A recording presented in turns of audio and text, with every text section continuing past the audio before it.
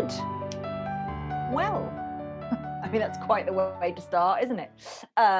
Evening all, or good afternoon, or good morning, whenever you are watching this. I am waving this around for a good reason, mostly to remind myself. If you've got a strap or anything similar handy for this practice, it may be useful to have if I remember to tell you when to use it. If you don't have a yoga belt like this, just a normal belt or a scarf or even a towel probably do the job. You're going to use it as a bit of an arm extender. So the longer the better. If you haven't got one, like I say, don't worry about it. And as ever, handy little friendly blocks if you've got one or two. Again, if I remember to tell you when to use them, also handy to have. If you need to go and get them now, feel free to go do that. So I got this book a while ago. I think some of you have probably told you about it before, called The Lost Art of Running. And I go running is a bit of a broad statement. I go out sometimes and I move slightly faster than a walk. I wouldn't like to call it running because I think that's an insult to people who do run. Anyway, but I am interested in movement, obviously, and how bodies move generally. So this is The Lost Art of Running. It's by a guy called Shane Benzie.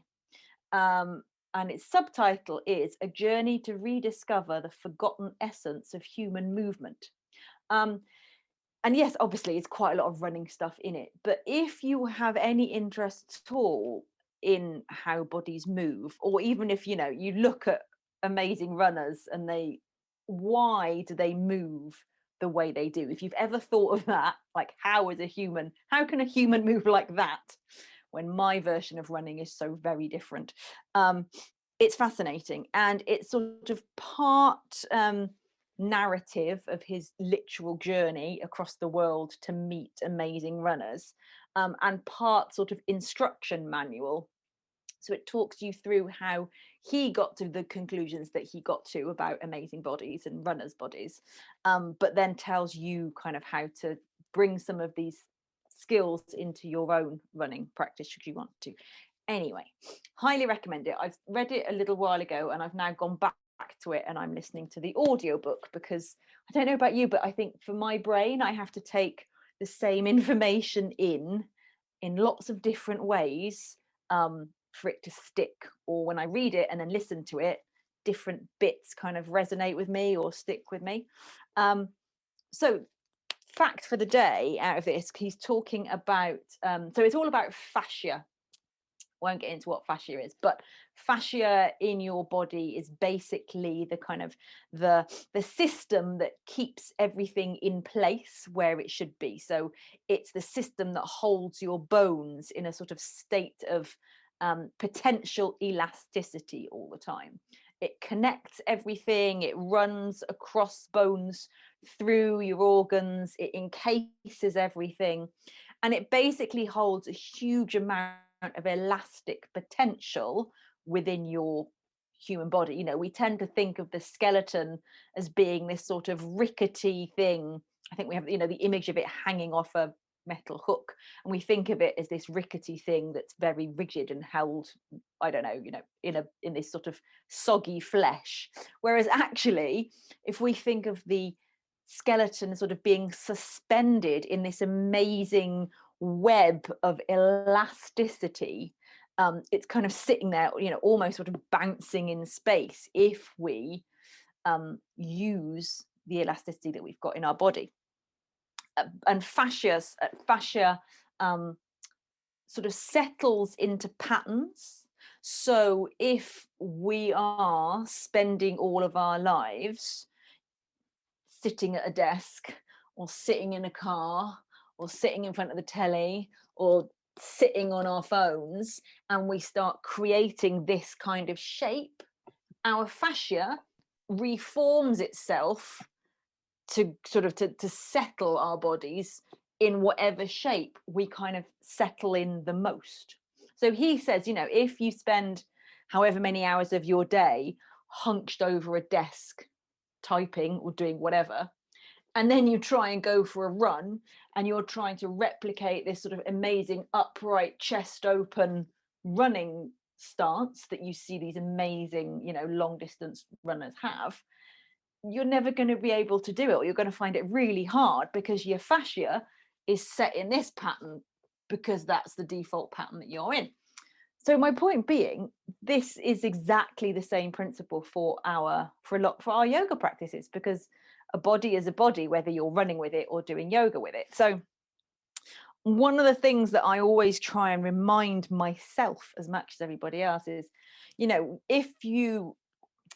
when we, and I include myself in this, sometimes only have like a yoga practice once a week, and we get on our mat and we wonder why things are not moving as much as we want them to, it's worth remembering that we're expecting our body to do something exceptional for 1 hour out of however many other hours, when we are not asking our body to do something exceptional. So that's good news or bad news, depending on how you look at it. Like, it's good news if you go, oh, that's why I still can't do forward bends or back bends or side bends or whatever. But it manages our expectations a little bit. So therefore, little and often, we have to start setting the patterns for our bodies and also for our minds. That's a whole different story.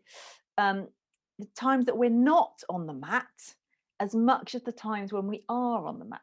The good news is that he says that within 7 months, your fascia is always changing, it's always renewing itself, but it has the capacity to totally renew itself into a new pattern within 7 months. So with consistency in anything, after 7 months, you have the potential of totally kind of reprogramming your fascia, which I think is pretty damn cool. And there something I was going to read out to you. I marked a page. Yeah, so here we go. This isn't going to be a long passage, but it's good. Fascia is fluid. It moves and contracts. It also suffers if we let it be stagnant. That doesn't just mean extreme stillness either. If our body makes the same movements or sits and stands in the same position repeatedly, our fascia will respond to that by stiffening. Equally, anything we do repeatedly will become our norm. Our fascial system will react, and we will start to take on the resulting characteristics. That means if we sit at a desk hunched over a computer every day, over time, that will become our default posture, because that's how our fascial system is formed. When we stand up and walk around, we will still be inclined towards a hunched posture. When we run or do yoga, we will still be inclined to hunch forwards. As a result, our ability to get into a beautifully tall posture in order to optimize the benefits from our elastic system will be severely challenged. We can try as hard as we like when we run or do yoga and give it all of the guts and glory that we can muster, but we will not be optimizing our elastic system and will therefore be working harder than we need to.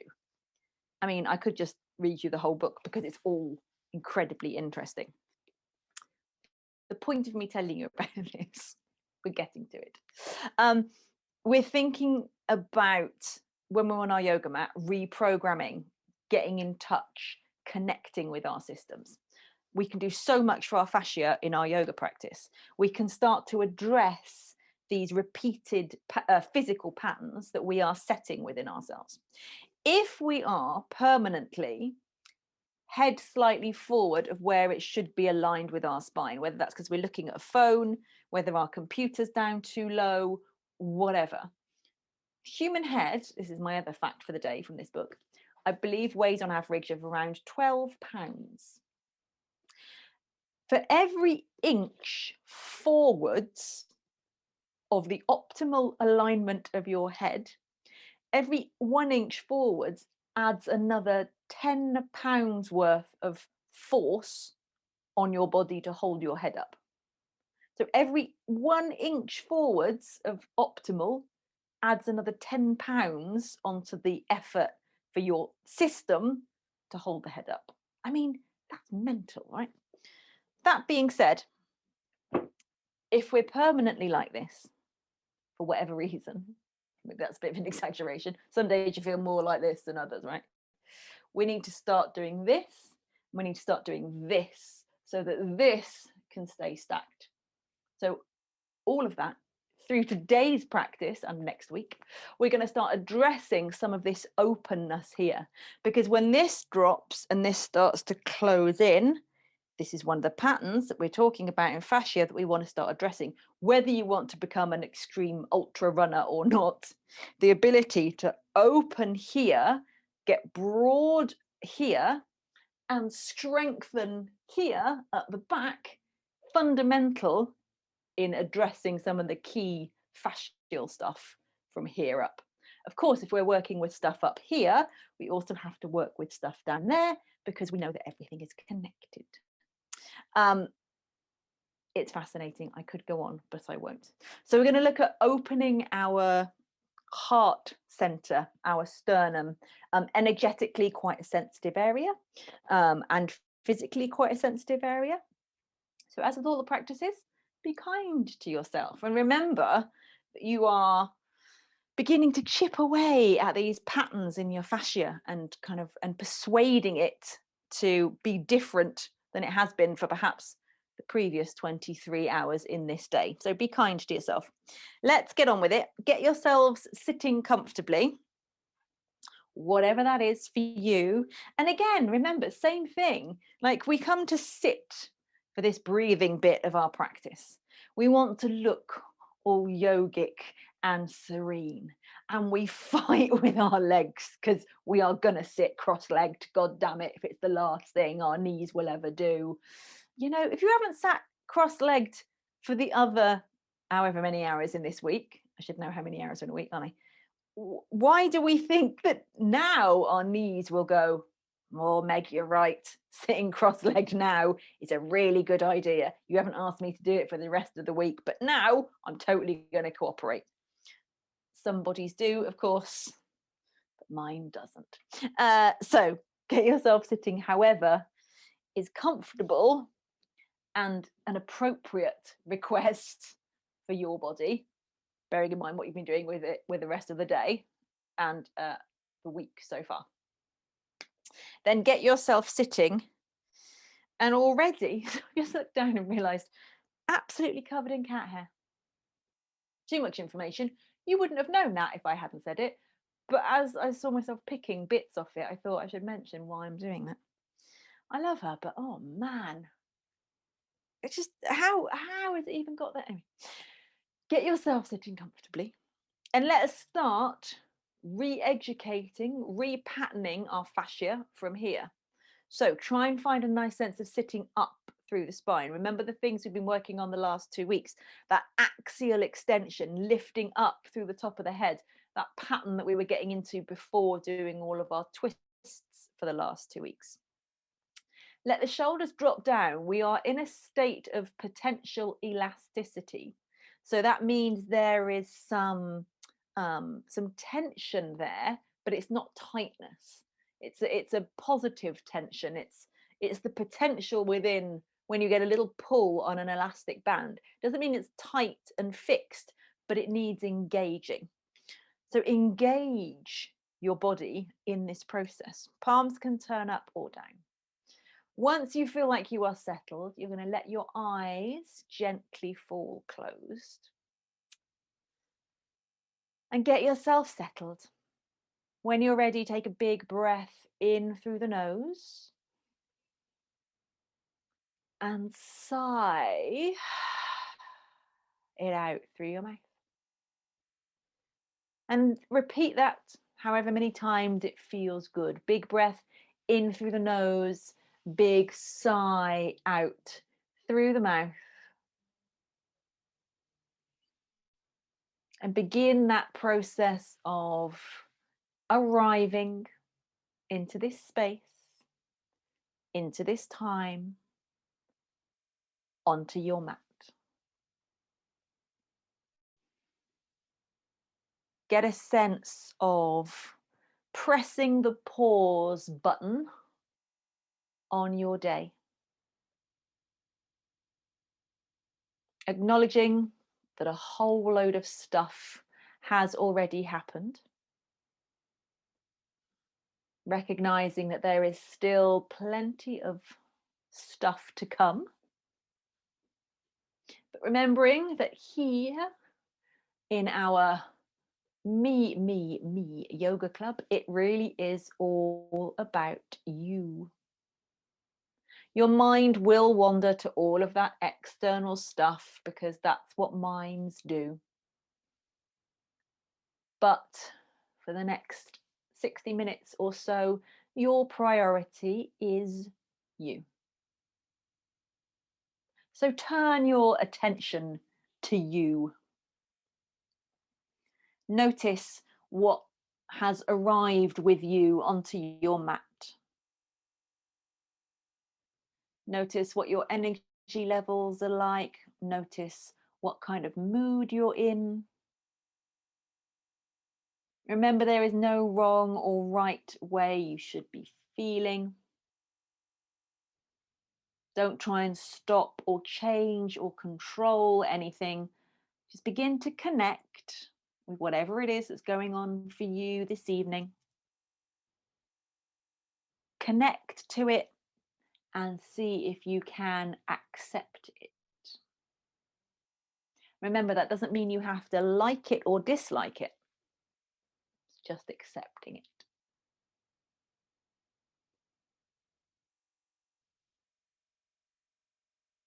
So as you begin to arrive, let's tune in a little deeper and start the practice of noticing our thoughts.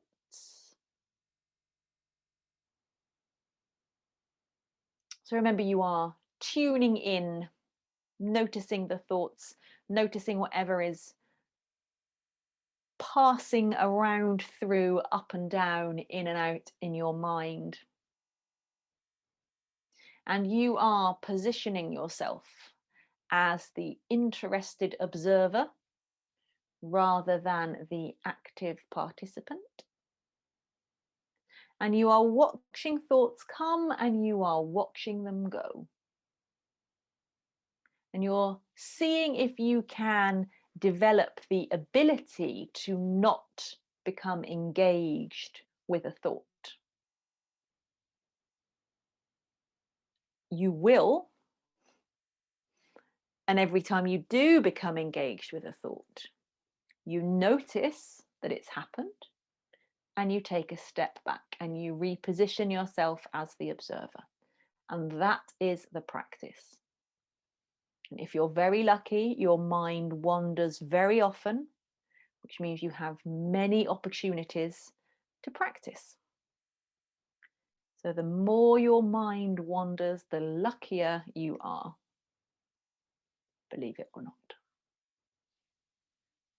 And then as you've noticed mind, let us take a moment to tune into body. Begin to tune into what is going on in our systems.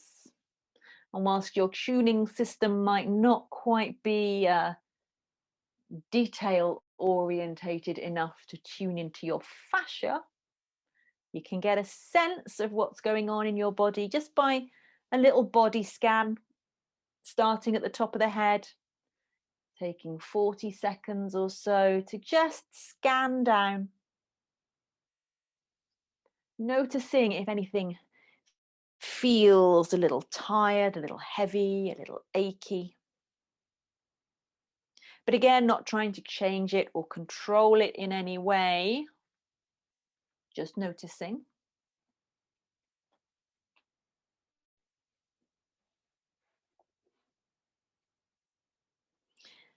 And then as you've noticed mind, as you've noticed body, let's notice breath. So take the awareness to wherever you can most easily feel the rise of your inhale and the fall of your exhale. Maybe a little bit above the belly button, a little bit below, or somewhere else entirely. But just begin to create that connection to your breath.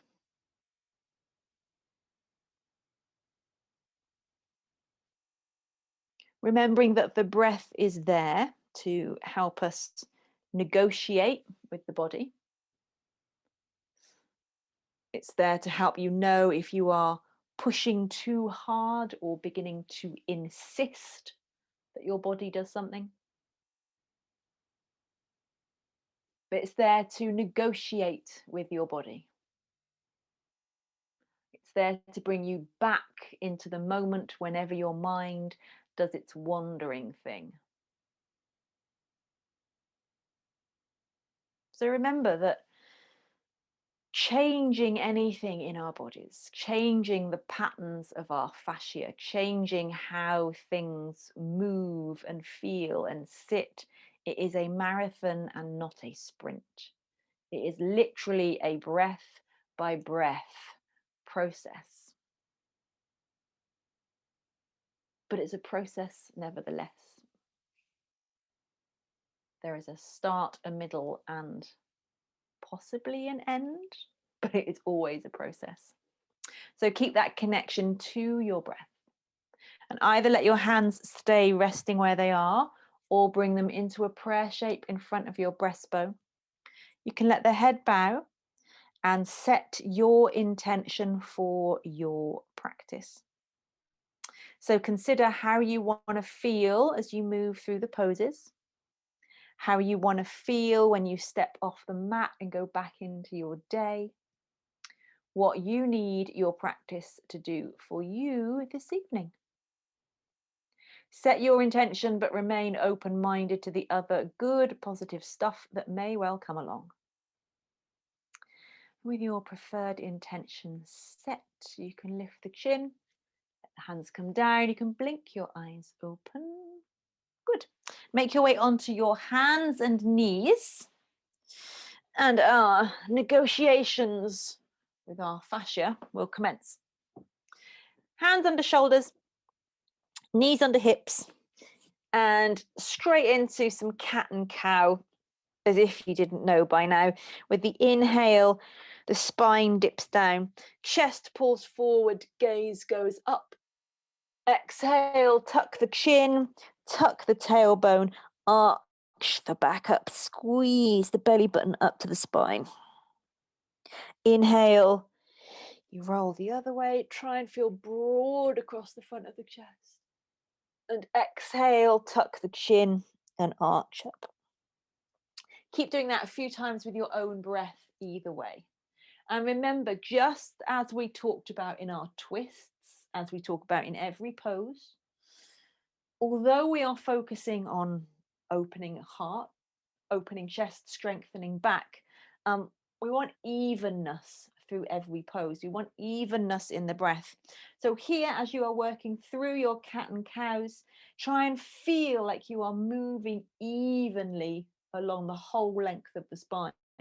So from the space kind of like between your ears, right the way to your tailbone, can you feel like everything is moving evenly?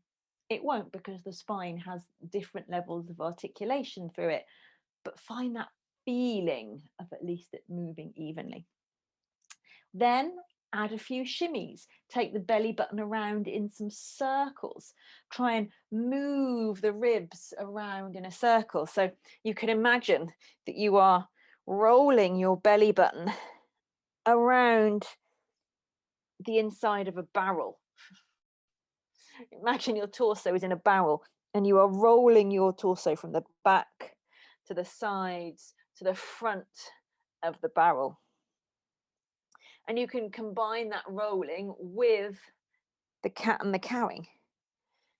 Once you've gone one way a few times, go the other way.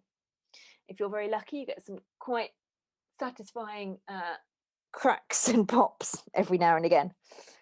Might just be me that enjoys hearing those. Can be a bit freaky, but yeah, go around a few times. Either way, make sure you get the head and the neck involved as well. Give it all a good roll around. Lovely. and then come to somewhere that's sort of neutral. If you've got a block handy, it can be nice to rest your forehead on it in this pose we're about to do, which is called puppy dog pose, which makes it sound like it should be cute and pleasant, but I don't think it is. Not wishing to colour your experiences of this. So I'm going to try and keep my femur, my thigh bone, going straight up. And then I'm going to walk my hands out and away from me and begin to sink my chest down towards the floor. And it can be quite nice. Well, I say nice. It can make it vaguely less unpleasant to rest your chin on a block, or rest your forehead on the block, or perhaps your chin goes all the way down to the floor. If that makes it feel like your head is going to snap off your neck, don't do it. Rest your forehead on the floor. But you're trying to soften your armpits down towards the floor a little bit. Don't force it, we're only just warming up. Try and really feel softness come into that space between your shoulder blades. Feel the armpits kind of melting down towards the floor a little bit. If it's restricting your breath, just try and keep the breath as even and soft as you can. And then gently bring yourself back up onto all fours. Shift the weight into your right hand. Turn your left palm up towards the sky. Now slide your left hand under your right and bring the back of your left shoulder blade down onto the floor, as if you were kind of reaching under the sofa for something, and you're resting up on your right hand. Actively reach the left hand away from you. Push down with the right hand and turn the chest a little bit away from the floor. And just get broad again between that tricky place, between the shoulder blades. Now, if you've got enough room, just for fun, stay here if you need to, that's perfectly fine. You can slide the right foot away from you, so the right leg straightens, then slide the right foot all the way round to the left hand, where the two may come together, and then you might reach the right arm up to the ceiling and lean back a little bit. I'm not going to lie, it doesn't really add a huge amount to the pose, but you might get a little extra juiciness out of it. And then bring the right hand down, slide the right foot back, bring the right knee down, push down through the right hand to bring yourself back up to all fours. Same thing, other side. So from all fours, turn the right palm up to the ceiling, slide the right hand away from you, bring the back of the right shoulder down to the floor. So your right ear is on the floor as well. And you're resting up on the left fingertips. And again, you can just push down a little bit through the left hand to roll the chest away from the floor. Stay here. That's perfectly reasonable and sensible. Or straighten the left leg out behind you. Sweep the left foot all the way around towards the right hand. Maybe they come into contact, maybe they don't. And then reach the left arm up to the ceiling. Roll the chest open a little and breathe. Again, like I say, I'm not sure it adds much to the upper back stretch, but I know some people like to have a little flourish. Bring the left hand down to support yourself. Swoop the left leg back. Bring the left knee down. Bring yourself back up to all fours. Good. I hope you haven't had to rearrange all your furniture for that. Come all the way down onto your belly for a little pec opener. Now remember, we are only just warming up, so be kind to yourself. Come all the way down onto your chest, keeping your right arm bent at the elbow. Reach the elbow out to the side, so you're making like a cactus arm with one hand. So if I was lying face down, my right arm is that. So face down on the floor, right arm is doing this. Now, most people when they lie face down and do this with one arm, the elbow generally comes a little back behind the shoulder. See that? What I want you to do is take the elbow forwards so that you've got a bit of an angle, so that it's not at 90 degrees, it's more than 90 degrees. So the elbow is still bent, but just slide the hand a little further away from you. And you are still face down on the floor.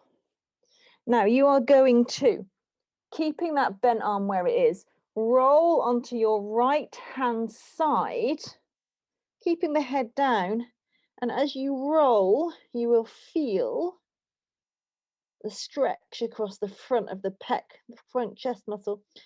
Your left hand is on the floor and it can be supporting you as you roll the chest away from the floor. Left leg can do whatever you want. It can just lie on the floor. You can kind of take it up. And if you're bendy enough, it may come to the floor behind you. Doesn't really matter. As long as you are stable in this stretch and can control it and are feeling stuff across the front of your right pec muscle, that's good enough for me. Couple of breaths there. You can also do this kind of standing up with the right elbow against the wall. Should that make life easier for you? Gently bring your chest back down to the floor and we'll do the other arm. So again, I shall kneel up to show you. So left arm is like cactus arm against the floor. This is me lying face down. Most of the time, your elbow will be probably at 90 degrees to the shoulder.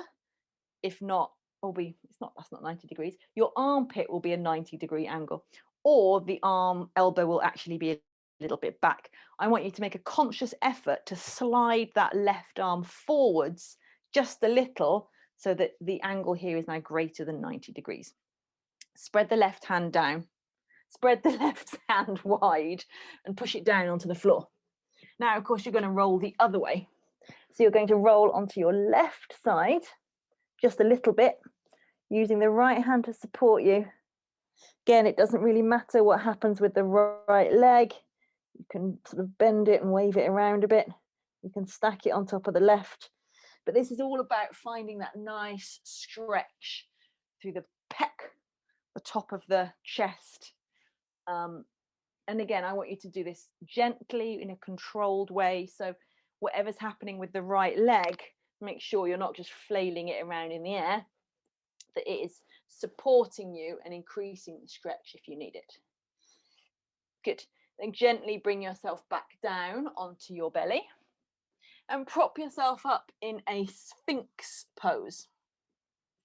So elbows are under shoulders, spread the fingers wide, tops of the feet down into the mat. Now engage your bum cheeks, not so much that you would be crushing a nut or cracking a nut, but engage them enough so that you are kind of holding a grape. I should have added that to my prop list, shouldn't I? If anyone's got a grape handy, as well as your strap and your block, if anyone's got a grape that they'd like to pop in between their buttocks, then that would be great for this practice. Don't do that. Don't put a grape anywhere. But imagine that you are holding a grape. And I think of it as like kind of making my bum cheeks smile. So I imagine the crease of my bum cheeks engaging a little. It's not a full-on nut cracking clench. It's making my bum cheeks smile. I tuck my tailbone a little bit so my pubic bone pushes forward into the floor just a little.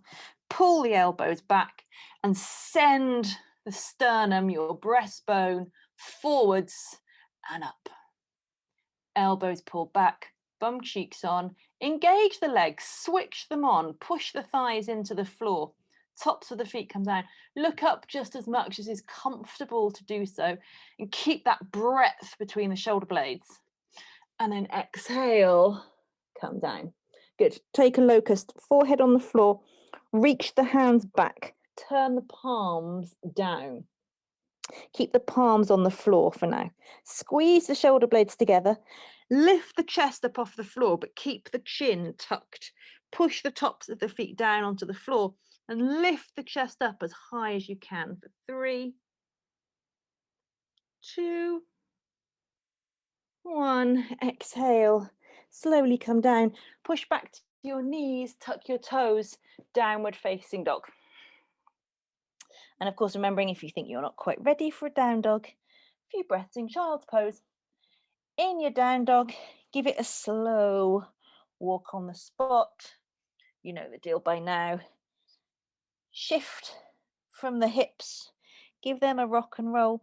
As you do so, see if you can feel how to sort of stretch the back muscles. In downward dog, for me, by moving the hips from side to side, I can really feel this long kind of chain of muscle all the way down each side of my back, getting a nice stretch. You may not get that in downward facing dog, but for me, I can really start to work into that back body space in my downward facing dog. I can start to really readdress my fascia. Find some stillness in your downward facing dog. Take an inhale, come forwards to a high plank. Exhale, push back, down dog. Inhale, forwards, high plank. Exhale, push back, down dog. Again, inhale, forwards, high plank. Exhale, push back, down dog. 2 more. Inhale, forwards, high plank. Exhale, push back, down dog. 1 more. Inhale, forwards, high plank. Exhale, push back, down dog. Take your right foot up in the air. Bend your right knee and roll that right hip open. Look under your right armpit just for a moment. Then step your right foot forwards and come to a low lunge. So back knee stays up off the floor. If you've got blocks, a pair of blocks particularly, now would be a good time to have them either side of your right foot. If you haven't got them, you can be up on your fingertips or an even pile of books if you've got time to find publications of the same size. Feel free to do so. And then I want you to just take your back knee, let it come down and kiss the floor, and then re-straighten the leg. Let it come down and re-straighten and down. And just do that a few times. Remember what we worked on in our balancing poses, in our crow pose. Keep that chest going forwards. Don't collapse down and let the weight sink down through this front leg. Send the chest forwards and up. Good. Couple more times. And then stay in this pose, but something similar, but with the front knee. As much as you can, take a little bit of bend out of the front knee and then rebend. And then go back and rebend. And the beauty with having blocks is if I'm not feeling particularly flexible, with my hands up on the highest point of my block, you see I can be right up here and still doing my best to maintain that forwards and upwardness with my chest. Whereas if you're down here, the tendency can be to keep the back rounded whilst we're doing this, and that's not really what we want. We want to be readdressing that fascia. So straightening, working towards straight, and then rebending. Good. Take your hands off the blocks if you've got them. Step the right foot back. Bring your knees down. Bring your chest down. Into Sphinx pose. Pull the elbows back. Bum cheeks switch on. Inhale. Pull the chest forwards. Exhale. Push back. Downward facing dog. Take your left foot up in the air. Bend the left knee. Kick a plant. Roll. Sorry, plant. Roll the left hip open. Step the left foot forwards. And again, you come to your low lunge. Again, highly recommend you have some blocks handy. Chest going forwards and up. And then just let the right knee come down, gently kiss the floor. And then re-straighten the leg.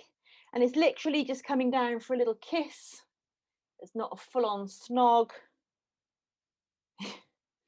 I don't know why that made me laugh. You're driving through the front foot, keeping the chest lifted. You can have your blocks up as high as they need to be. Remember, blocks do not necessarily mean that you are not doing the pose. In fact, I think they can make the pose harder. It's not a wimp's way out at all. And then we go to the front knee. So you keep the back leg straight, push down through the front foot.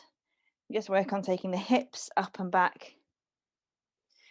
And of course, it should be obvious, which means it probably isn't because I haven't explained it. But whilst we're working with opening the front of the chest, if we're going to work towards back bends, it means we have to open the whole of the front of the body. So we need to start working on waking up quads, your thighs, your hip flexors, all of that kind of stuff needs to be switched on and warmed up. Good. Once you feel like you've done an even number, take your blocks out, step the left foot back, knees down, everything down, another little sphinx, elbows pull back, bum cheeks on, tailbone tucks, active through the back body, and then push back, downward facing dog. Good, another breath here, just take an inhale, and your exhale. Step both feet forward into that space between your hands, or as near as, damn it. Inhale, halfway up. Exhale, soft knees, fold down. Push through feet. Inhale, rise all the way up. Exhale, pull the arms down by your sides. Good. Straight into some sunny A's. Inhale, reach up. Exhale, soft knees, fold down. Inhale, halfway up, lengthen. I lied, they're lunge sunnies. Exhale, right foot back, right knee down. Push both feet down. Inhale, reach up. Pause here for a moment. Now, don't just reach up from your armpits. Feel like your arms are almost like attached, sort of down, almost into your pelvis. Can you reach up through that whole side body as the feet push down? Maybe lean back a little bit. Think of lifting the sternum up. Good. I like to have my hands shoulder width apart. Bringing them together for my shoulders and chest just doesn't feel good. If you like to have your hands touching, that's fine. Maybe experiment with having them shoulder width apart. Exhale, bring the hands down, step the left foot back, knees down, chest down. Inhale, cobra this time. Pull back. Now we're going to build this slowly. Hands are about fingertips are mid-chest height. I know we've done a gazillion of these before, but there's no harm in going back and readdressing them sometimes. Fingers mid-chest height. Lift the front of your shoulders. Then hug your elbows in. Now pull back with your hands. Don't push down. Exhale, come down. Good. Push back, downward facing dog. Take your right foot up, bend the right knee, roll the right hip open. Step right foot forwards, left knee down. Inhale, reach up and settle into it for a moment. Remember, arms are not just attached through your armpits. Feel like arms are attached right the way down into your pelvis. If you can, lift the sternum up and maybe take it back. Just a touch. Gaze can go up if that's comfortable. If not, just look straight ahead. When you're ready, exhale, bring the hands down, step the left foot forwards. Inhale, halfway up. Exhale, soft knees, fold down. Inhale, push through feet, come all the way up. Exhale, straight back down. Inhale, halfway up, lengthen the spine. Exhale, hands down, left foot back, left knee down. Again, ground through the feet. And inhale, sweep up. Connect arms down into your hips. Then reach the ring fingers to the sky. Lift your breastbone up a little bit and maybe lean back just a touch, but don't let the hips come back with you. Exhale, bring the hands down. Step the right foot back, bring knees down, everything down with control. Cobra again, build it mindfully. Fingers mid-chest height. Lift the front of the shoulders first. Hug the elbows in. Now, pull back with the hands and see if you can lift the chest up without pushing down. Exhale, come down. Push back, downward facing dog. It's quite hard to do whilst you're talking. Downward facing dog. Left foot, kick the plant, sweep the left foot up. Roll the left hip foot open. Then step your left foot forwards. Bring your right knee down. Inhale, reach up. Again, pause here for a moment. Let the hips come down and be heavy. Reach up to the ring fingers. Sink your shoulders down to as if they were connected to your hips. So don't pull the shoulders down. Just imagine that that connection has sunk down your body into the hips. Then see if you can lift the sternum up and maybe take it back just a little bit. Good. Then hands down. Step the right foot forwards. Inhale, halfway up. Soft knees. Exhale, fold down. Push down through feet. Inhale, all the way up. Exhale, pull your arms down by your sides. Good. Again, inhale, reach up. Exhale, ride the exhale down all the way. Inhale, halfway up. Exhale, hands down, right foot back, right knee down. Inhale, reach up. Now, exhale, pull your arms down so they are goalpost arms again. Inhale, pull your elbows back as if someone was giving you like a really strong high 10. And then exhale, bring them forward, squeeze the elbows together. Now you can allow that upper back to round a little bit. You can even tuck the chin. Inhale, go the other way. Pull the elbows back, send the sternum up. Exhale, round and squeeze together. Good. Again, inhale, take it up and out. Exhale, squeeze it in. Two more. Inhale, up and out. Exhale, squeeze it in. One more. Inhale, up and out. Exhale, squeeze it in. Inhale, go up with both arms. Exhale, hands down. Step the left foot back. Bring your knees down. Bring everything down. Take your locust again. Palms back, palms down. Lift the chest, lift the forehead. Now lift the legs and lift the arms as well. Keep the palms turned down. Keep your chin tucked a little bit for 3, 2, and 1. Push back, downward facing dog. Pause for a moment in your down dog. Find that evenness through the spine. Spread the fingers wide. Push the front of the mat forward and down. Push the back of the mat back and down as if you were trying to rip the mat in half. Take the left foot up. Sorry, plant. Bend the left knee. Roll the left hip open. Step the left foot forwards. Bring the right knee down. Inhale, swoop up again. Reach to your ring fingers. Exhale, pull the elbows down. Inhale, squeeze the shoulder blades together. Exhale, squeeze the forearms together. Tuck the chin. Inhale, take it up and out. Exhale, bring it in. Again, inhale, up and out. Exhale, bring it in. 2 more, take it up and out. Exhale, bring it in. 1 more, take it up and out. Exhale, bring it in. Good. Inhale, reach up. Exhale, hands down, step the right foot forwards.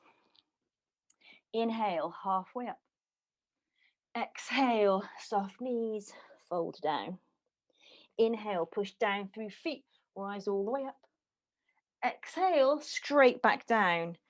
Soft knees, ride the breath down. Inhale, halfway up. Exhale, hands down, left foot back, left knee down. Inhale, reach up again. Good. Pause there for a moment. Reach to the ring fingers, long through the sides of the neck, maybe sternum up and back a bit. Good. Then take your hands behind you, interlace the fingers. Keep a little softness in the elbows, squeeze the elbows towards each other, push the knuckles back and down. Then imagine that you were trying to pull your fingers apart, but your hands have been kind of stuck together. Lift the hands up as much as you can. And again, can you send the chest forwards and up for 3, 2, good, keep breathing. And 1, gently release, inhale, both arms up. Exhale, hands down, step the right foot back. Bring yourself all the way down with control. Little locust again, reach the palms back, turn the palms down. Lift the chest and head, lift the arms, lift the legs for 3, 2, and 1. Good, push back, downward facing dog. Take your other foot up. Roll the leg open. I'm entirely confident about which leg we've just done. Yes, take your right foot up and roll hip open. Then step whichever foot you think you should step forward. Step that forwards. Inhale, reach up.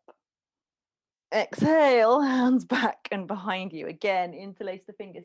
Should have said earlier, sorry, if interlacing the fingers behind you is too much, of course you can use your trusty belt or an old t-shirt or tea towel or whatever you've got.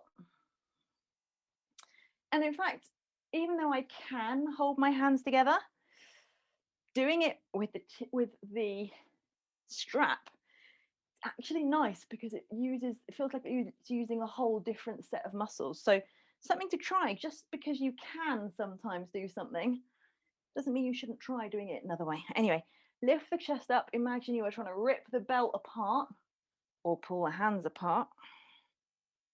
Then release. Inhale, both arms up. Exhale, hands down, step forwards. Inhale, halfway up. Exhale, fold down. Inhale, push through feet, rise all the way up. Exhale, pull the arms down by your sides. Good. Here we go again. Inhale, take it up. Exhale, soft knees, fold down. Inhale, halfway up. Exhale, hands down. Step your right foot back, but come up to a high lunge this time. Oh, how wobbly are you? I'm quite wobbly, I'm not going to lie. So bend your left knee to the point where you're really looking forward to not being in this pose anymore. Now, quite often in these poses, we kind of have the back leg straight. To make it more unpleasant, bend your back knee. I need to bring my foot in a bit. Bend your back knee and let the right knee come down towards the floor. Tuck the tailbone and inhale, reach both arms up. Good. And then exhale, take them out again to your cactus arm pose. Inhale, pull them back. Then exhale, bring them in and bring left elbow on top of right and wrap them around, wrap the forearms around if you can.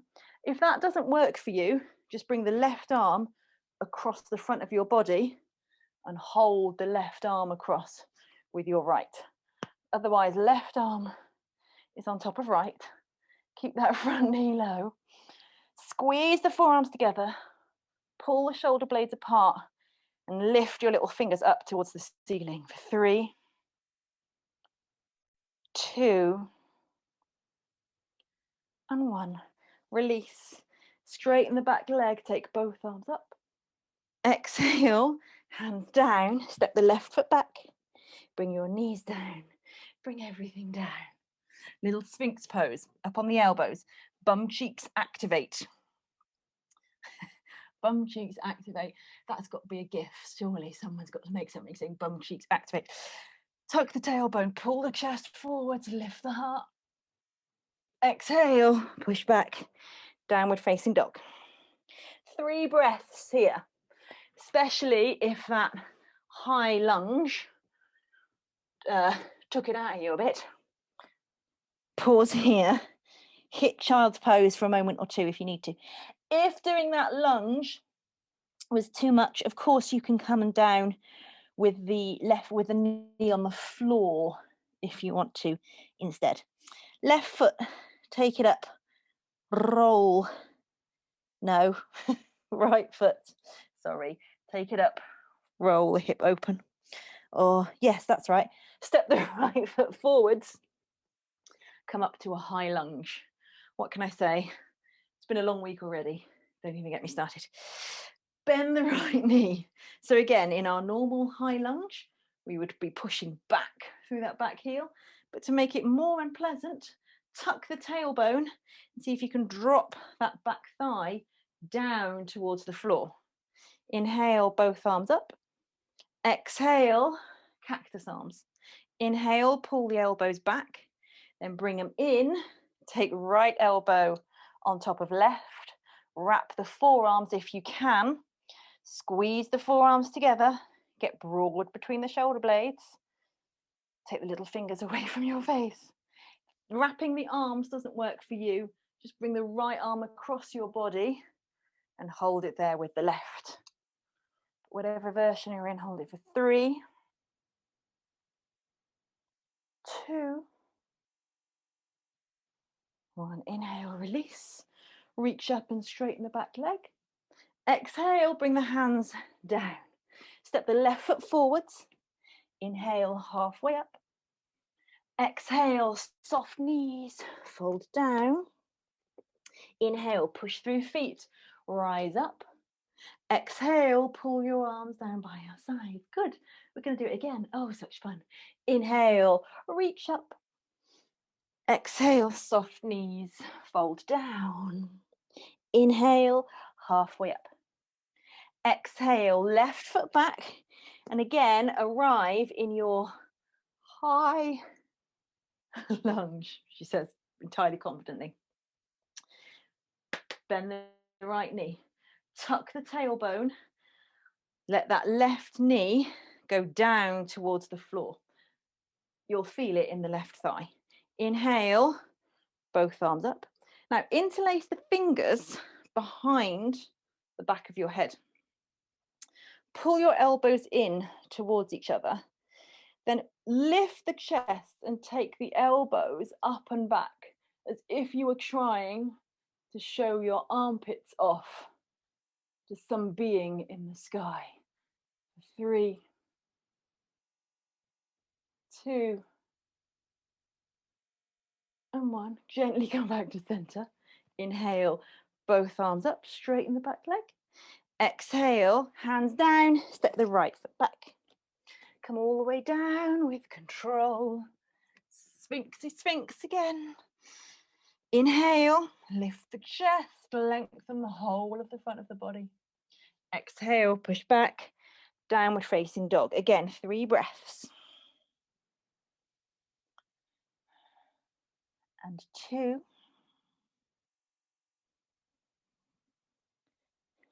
And 1. Second leg, take it up. Roll the hip open. And step it forwards. Good, come up to your high lunge. Again, you know the drill. Oh, I'm very wobbly. Bend the front knee. Bend the back knee. Try and get that right thigh go straight down towards the floor. I appreciate you can't really see with black leggings and a black mat, but let the thigh go straight down. Keep the tailbone tucked under. Inhale, both arms up. Interlace the fingers. Take the hands around the back of the head. Pull the elbows in. Now point your elbows up to the ceiling. And keep lifting the chest up and back as if you were trying to show your armpits off. 3, 2, 1, back to center. Inhale, reach up. Exhale, hands down. Step the back foot forwards. Inhale, halfway up. Exhale, soft knees, fold down. Inhale, all the way up. Exhale, hands down. Good. Again, inhale, reach up. Just a straightforward sunny A this time. Exhale, fold all the way down. Inhale, halfway up and lengthen. Exhale, hands down, both feet back. Into your high plank. Bring the knees down, bring the chest down with control. Find your little cobra again. Fingers mid-chest height. Lift the front of the shoulders. Pull the elbows in, then pull the hands back and lift up. Exhale, push back, downward facing dog. Good. Take an inhale and an exhale. Step the right foot forwards, but this time bring it to the outside of your right hand and bring the left knee down. So hands on the inside of your right foot. And again, you might like to have a block handy. See, my brain froze there for a moment. Now, have a block handy in your left hand. So quite often in our lunges, we come quite far forwards and down as we have done. But we're going to do a little slightly different quad stretch. And I know most of you have done this with me before, but it's, again, useful to repeat. So normal lunge, we're kind of like this. We're quite far down and get hip flexors. Great, lovely, job done. If we want to get into quads, we have to do things a little differently. So come up out of the lunge a little bit and step your right foot backwards so that your left thigh is perpendicular to the ground. It's going straight down. And this right thigh is parallel to the ground. Tuck your tailbone under and switch your left bum cheek on. Now you can switch it on properly this time. So if you can put one bum cheek on nut cracking mode, put left bum cheek on nut cracking mode. Tailbone tucks, bum cheek on. Hands can just be on the front of your right thigh for now. Now, you may already feel how this is stretching the whole quad rather than just up in the top in the left hip flexor. Keep the back foot pressed into the floor, keep tailbone tucked, switch bum cheek on. Feel the joy, breathe here for a minute. So stretch is now in left thigh as opposed to up in left hip flexor, which is what we tend to get when we do like a normal lunge. Now keep this, wiggle the right foot forwards just a touch, and then come into sort of maybe more of a traditional lunge, keeping that feeling in the bum cheek, keeping the top of the back foot pressed down, and it'll feel a slightly different stretch. And then start to come more down and more down. And you'll feel the stretch change places in that left leg. And you can bring your left hand onto a block here. Now, depending on your flexibility, no, we're not going to do that. Pause here for a moment. Brain far too many steps ahead. If you're comfortable here, stay here, or wiggle the right foot out a little bit. Bring the hands already on the floor, and begin to bring the chest down just a touch. So now we're working more into right hip. You can see my chest has sunk down towards the floor, so I need to stay up here and be nice and strong through my upper back. Good. Whatever you need to do, get back into your downward facing dog just for a moment. Then step the left foot forwards and bring the right knee down. Bring the hands inside the left foot for a moment. And again, just pause here in kind of the traditional low lunge, as it were, so that you can feel the difference. And then we're going to go more into the quad rather than just into the hip flexor. So we back up off the pose. Is that even a sensible way of putting it? It doesn't matter. Right thigh, I'm trying to keep perpendicular to the floor, so it's going straight down. There's no angle there. Same with front shin is also perpendicular, this thigh parallel. I switch my right bum cheek on. I push my right foot into the floor and I tuck my tailbone under. For my poor tight little quads, this is enough, and I can already feel the stretch. You might play around with taking your torso back a little bit. That can sometimes juice it up a bit as well. Bum cheek stays on, foot pushes down, tailbone tucks under. Feel the joy. Remember, all of this reprogramming all that fascia. Your fascia is going to be so happy. 7 months of this. It's quite depressing though. Positive thought. 7 months of this, whole new fascia, or whole newly structured fascia. And then begin to go a little bit further towards a kind of more traditional lunge. Can you maintain, however, that feeling of the stretch being through the whole of the quad, not just be up in the hip flexor? Again, if this is enough, then you can just stay up here, think happy thoughts, or begin to work a little more into the left hip. Bring the hands to the floor inside the left foot. Try and keep the chest going forwards and up, even though you might begin to bend the elbows. Good. And then when you're ready, step back. Oh, downward facing dog. Oh, you got to laugh, haven't you? Good. Bring your knees down to the floor and come up onto your knees. So we are going to take a couple of variations of camel pose, which you may be familiar with. So we have been working on, through this practice, readdressing our fascial programming, trying to get us away from this sort of hunched fetal position into opening front of thighs, front of torso, front of chest, but also a little bit of work on strengthening back so that we are readdressing, strengthening back body so that we're readdressing the balance. You're going to tuck your toes under. Again, you might like to play with having a block here. Your hand is going to go back here eventually.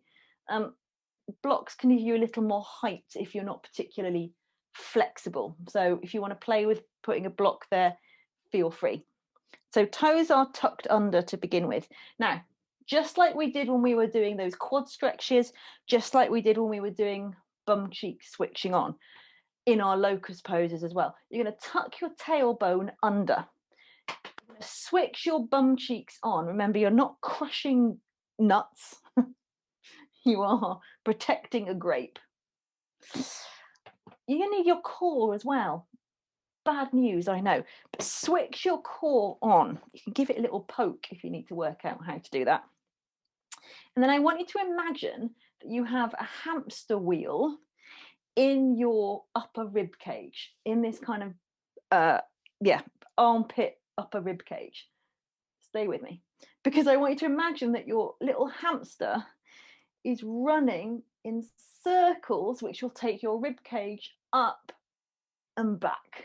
Okay, so you're going to think of hamster in wheel taking rib cage up and back. To help with that, I want you to bring your left hand onto your sternum, so up onto your breastbone. Switch your bum cheeks on. You can have your block by your right foot if you want it, otherwise you're going to take your hand to your heel. Bum cheeks on, tailbone tucks, core switches on. Now let your hamster run in its wheel and lift your sternum up into your hand. At the same time, inhale, and reach up with your right hand. Keep the tailbone tucked. Then look over your right shoulder and bring your right hand back and down onto your block, or hold your right heel. Now see if you can turn your chest back towards the center and keep that hamster wheel spinning and lifting up into your left hand. Then when you're ready, inhale, bring the right arm up. Exhale, bring the right hand down. Good. Other side, same principles. So you're going to bring, again, block if you feel block's better idea than going to heel. Bum cheeks, switch them on. Core, switch it on. Tailbone tucks. Hand to sternum to help you remind to lift that sternum up.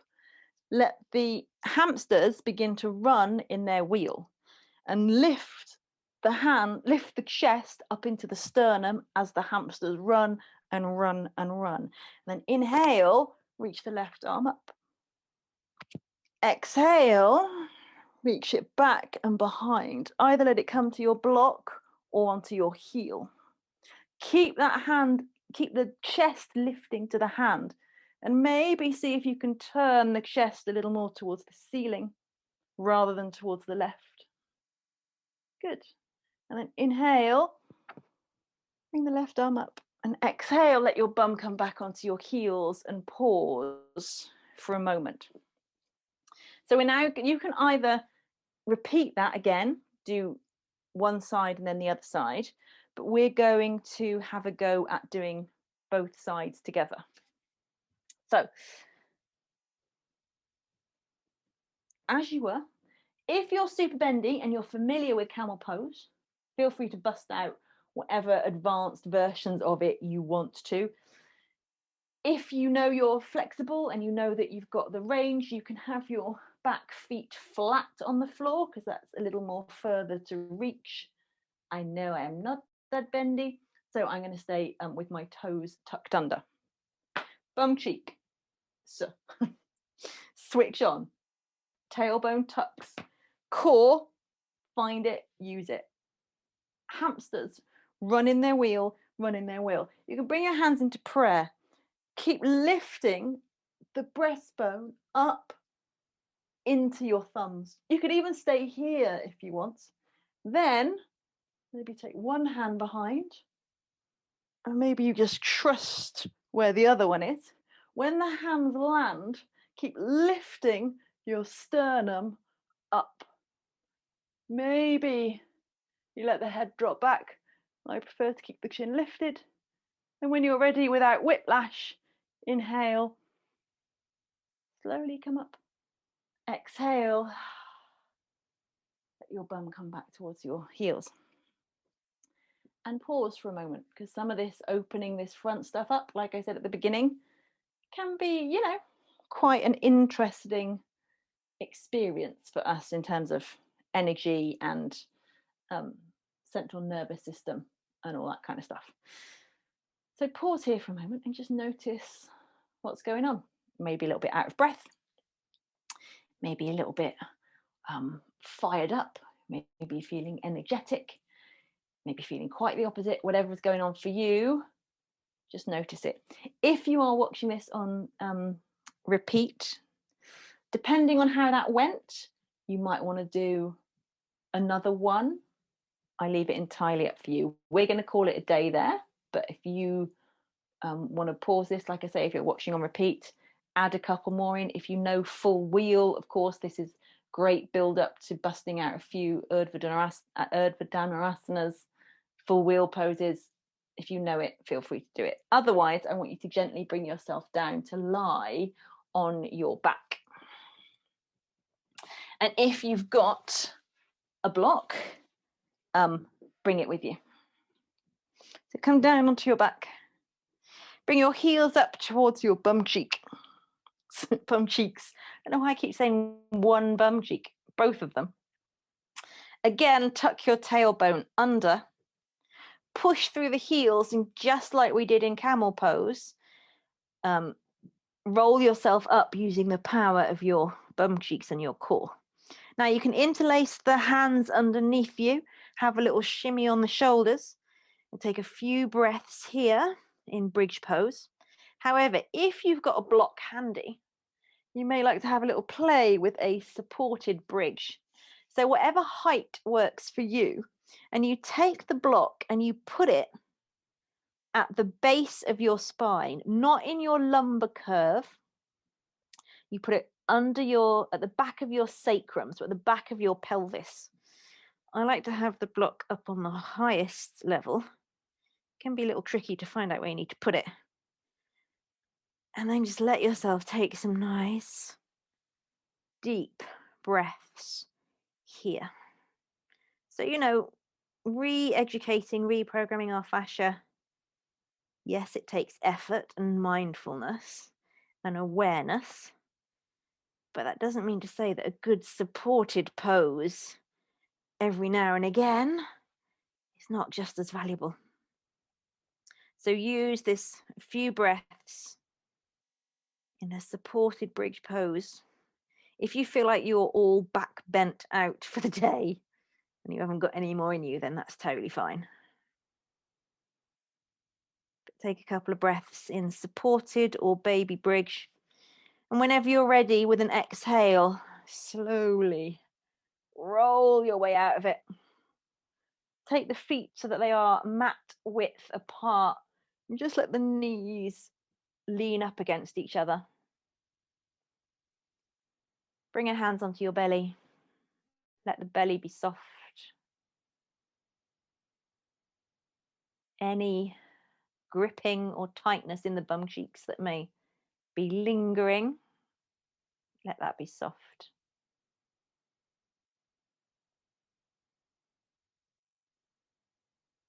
If the energy has increased within your system, let it begin to just still itself again. If the energy has been spent, that's totally fine. Allow it to be settling either way. And then connecting to your own body, tune into what you need and do whatever you need to get into your favorite Shavasana shape.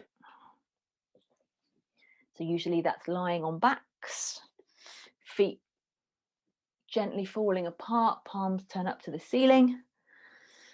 If you need to do a couple of twists to get there, make sure obviously you do an even number of twists each way. If you need to do a child's pose, not a child's pose, a happy baby. If you need to just hug the knees in, give them a bit of a squeeze, whatever you need. And then settle yourself into your favorite Shavasana shape.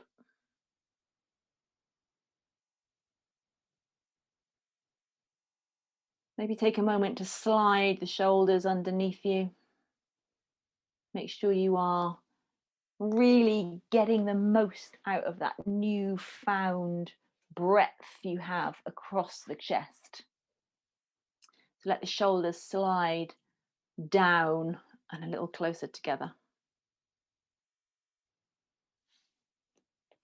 And then let's settle into the final part of our practice and arrive here at this chapter with a big breath in through the nose and a big sigh out. And do that just as many times as you need to feel good. I'd say at least 3. Then let the breath begin to settle into its natural rhythm, whatever that needs to be right now.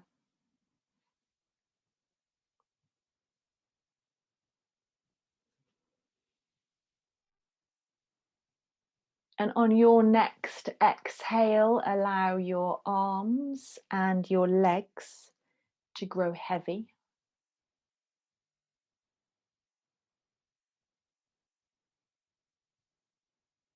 On your next exhale, allow your hips and your pelvis to sink a little deeper into the mat.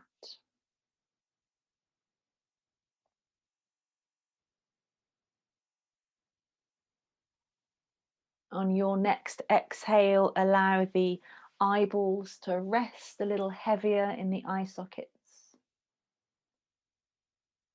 and release any furrows from your brow.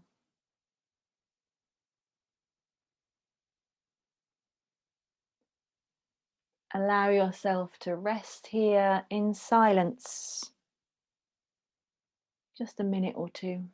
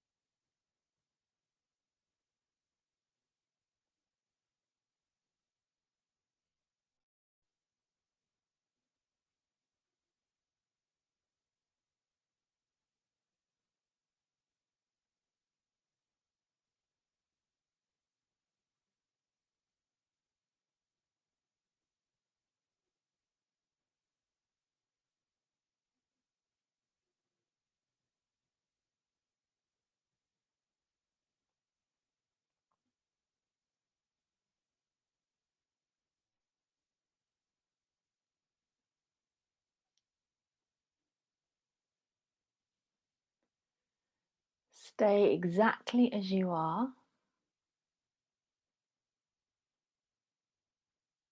Just notice how you feel. And if there is good stuff there, allow it to be fully felt. Allow it to radiate out into every cell, up to the top of your head, the tips of your fingers and the ends of your toes.